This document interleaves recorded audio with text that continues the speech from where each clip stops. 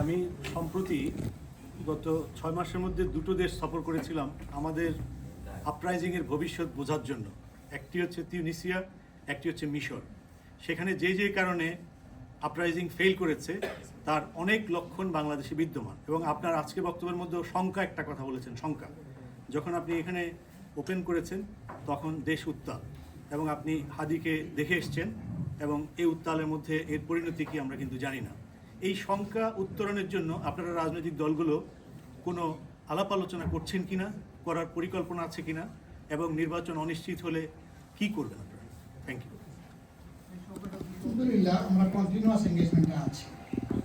এটা পরস্পরের মধ্যেও আমরা করি, আমার সরকারও মাঝে মাঝে আমাদেরকে নিয়ে বসে, এই সিচুয়েশনেও বসেছে।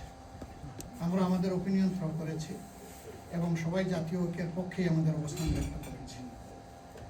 আমরা আশা করছি বড় কোনো সমস্যা ইনশাল্লাহ হবে না।